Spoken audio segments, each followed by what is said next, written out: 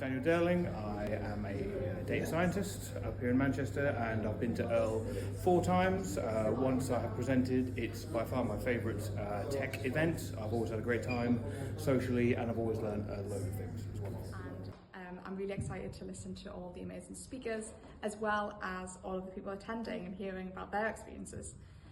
I'm also really happy to announce that I'm also a speaker this year, so please do come along and enjoy the amazing conference.